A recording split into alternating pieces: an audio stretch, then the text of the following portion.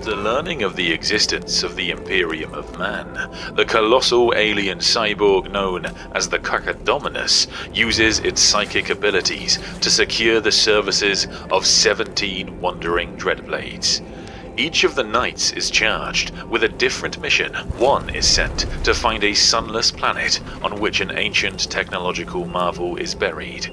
Another is tasked with rounding up and butchering every member of a rare alien species called the Axlo, while another is given the esoteric duty of protecting the time stream against the Zechian demon Kairos Fateweaver. Meanwhile, the Cacodominus itself conquers hundreds of systems. When the creature is finally slain by the massed armies of the Legio Cybernetica and Black Templars, its dying psychic scream echoes across the galaxy, even distorting the guiding light of the Astronomican. But the 17 Dreadblades who serve it make no effort to seek revenge. Each had been commanded to pursue the individual task they had been given, come what may, and even the death of their liege is of little concern, so long as the Cacodominus's will is eventually fulfilled. Hello guys, and welcome back to Terra, where today we're going to take a look at some of my favourite kind of obscure lore of Warhammer 40k, and I'm interested to hear what you guys think.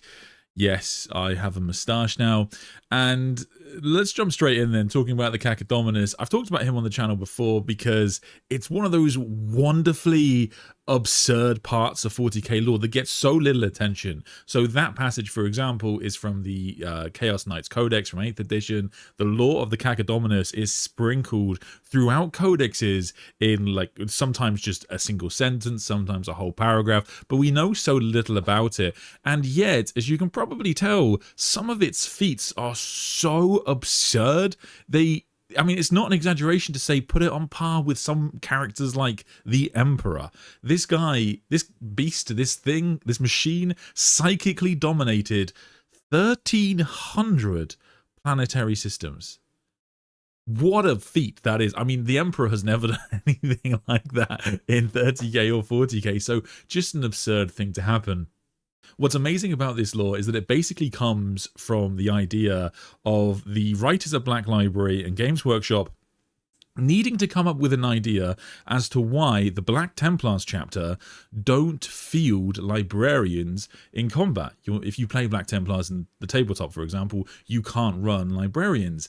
And the reason for that, the official reason given, what seems to be widely accepted, is that the death of the Cacodominus, the psychic backlash of its death, which we'll talk about more in a sec, ultimately led to a deterioration within the gene seed or some sort of effect, psychic effect within the chapter, meaning that they could no longer field librarians. And given that their whole thing, or at least part of their thing, is hunting witches, they don't really seem to have much of a problem with it. But this is basically why the lore is here.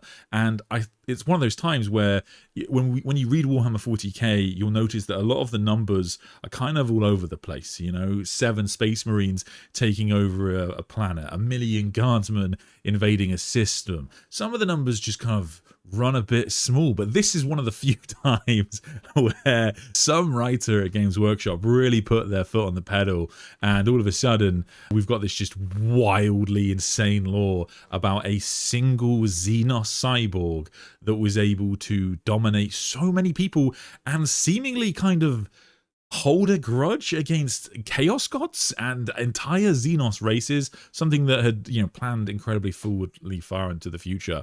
I'm going to tell you about the lore that we have today, but like I say, if there's not a single book I can point you to read this out. All of this lore comes from various codexes and various rule books and etc. It's really scattered all over the place, and it's just amazing. The lore of the Cacodominus sending out the 17 Dreadblades to kind of fulfill some weird esoteric missions is one of those things, again, that's like it feels thought through.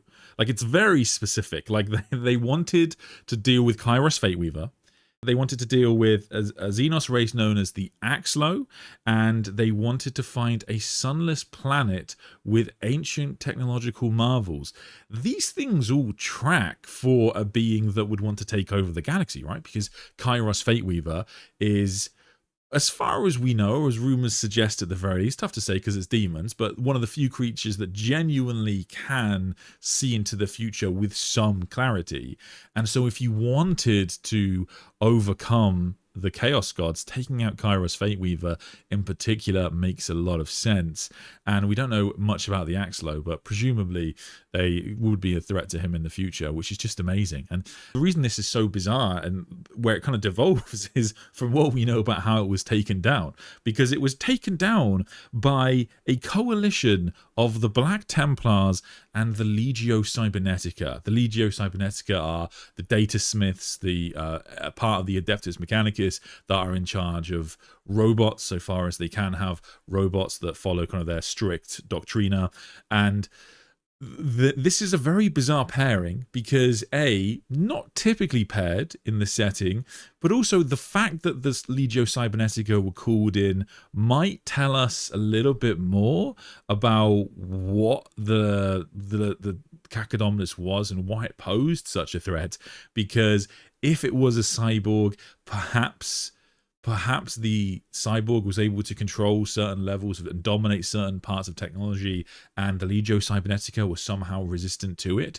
But even the Black Templars, as amazing as they are, and as wonderful as it is that they have this, divine belief in the Emperor of Mankind, which can grant them protection at times, bit of an impressive feat for them to take down a godlike cyborg Xenos being from the edge of the galaxy. Genuinely very impressive for the chaps. So well done. Probably the greatest feat of the Black Templars, to be honest. I think, in fact, I think you'd struggle to come up with anything better than that. I mean, in Mon 40k, I mean, High Marshal Halbrecht, he still can't take down Gazgul. So, I mean, given that his predecessor led to the destruction of the Cacodominus, pretty wild, to be honest with you. So just amazing. And this whole event is known as the Catalexis heresy of M34. Heresy is used to describe basically a series of conflicts, various conflicts from the Imperium of Man over the last 10,000 years. We probably don't even know all their names by this point in 40k. This is actually one of the few that we do know the name of. And the reason that it's well known within the Imperium, or at least reasonably, is because the death of the Cacodominus caused even further catastrophe to the Imperium of Man, an event known as the Howling. So just like when you see when Tyranids die, like if you've seen Space Marine 2 and you've killed the Hive Tyrant, you'll see its psychic death scream. The Cacodominus had one of those. It had a psychic death scream that was so powerful and echoed and amplified through the warp that it instantaneously burned out the minds of 1 billion Astropaths. And these are psykers. These are psykers. They're like 1 billion to 1 chance of getting them anyway. So such a devastating loss to the Imperium of Man. And it distorted the Astronomican, meaning that millions of ships were lost because of this single Xenos creature dying. Just incredible. And worlds were cut off from the Adeptus Terra, which means they fell into barbarism. It took the Imperium a very long time, centuries, to recover from the psychic death scream of this Xenos. And the enslaved Dreadblades, we don't know what happened to them. It's said in the Chaos Knights book that they kept on their missions and they never gave up. But it is just such a insanely mad piece of lore that it's very bizarre that it was taken down by the Black Templars of all people. In the Black Templars model range, you can actually buy an upgrade sprue and you can actually have the head of the Cacodominus as a relic. What's amazing about this Cacodominus head that you can see, this is actually like an upgrade you can put on your Black Templars and it does work as a relic, is that this head is quite small. Like you can see it here. It's about the size of a normal Space Marine head, and maybe it's been kind of, put into a jar and shrunk in some way. But it's just quite... the Cacodominus is described as being a colossal creature. And so the fact that it's just got a normal-sized head, again, kind of rings a little bit bizarre. But as you can see, it seems sort of humanoid in its shapes. Somehow this tiny little head fit onto a massive Xenos cyborg body and ended up taking over the galaxy. And the third eye is also, again, a potential 40k suggestion. Of course, the the navigators in 40k, they do have a third eye, so maybe it was like some sort of like distorted navigator that was experimented on or something like that. There's lots of clues as to what it could have been. It's just kind of amazing. But yeah, the main consequence for the Black Templars, of course, is that they don't have librarians in the setting, so its death kind of left a curse, I guess, upon the Black Templars. I'm assuming here, but like, yeah, the impact it had upon the chapter lasts even to Warhammer 40k, which is very, very cool and pretty strange. So just amazing. But yes, what it looked like, how it had this tiny head but massive body, and how it dominated 1300 systems, and why it had a very specific laid out plan, was clearly incredibly smart and knew so much about our galaxy. You know, it knew the details of specific Xenos races that even the Imperium didn't understand. It knew details about the Chaos Gods, and yet somehow it was taken down by the Black Templars and the Legio Cybernetica. Definitely one of those pieces of Warhammer 40k lore that I would love to see a book series on. It takes place long before the current 40k timeline, of course, being M34, but it is still pretty cool, so I would like to see it in the future. I always thought the Black Templars just didn't like psykers, so they refused them into their ranks. It might well be the case that they've basically convinced themselves into that. Right, like they lost psykers, they originally had them, and now it's the case that they've just sort of convinced themselves that, you know, burn the witch, hate the witch. Now, the burn the witch, hate the witch stuff does go back to 30k, and because there are Templars in the Imperial Fist Legion, and of course Sigismund doesn't like break away, but he sort of like starts developing his mentality well into the heresy. So it's yeah, that kind of mentality starts there. But Sigismund is heavily connected to faith in the book, and of course the connection to that with psykers is pretty well known. So at the end of the day, I think that, yeah, the Black Templars, by the time we get to 40k, are still a bit more, they're still a bit different. But when Sigismund has like a mentality switch in the siege, it's very dramatic. So like most of the time, like he when he meets Keeler in the book, Keeler is the first Imperial Saint. So we don't actually see him meet Keeler, but we see him have a conversation with Dawn where he talks about his meeting with Keeler.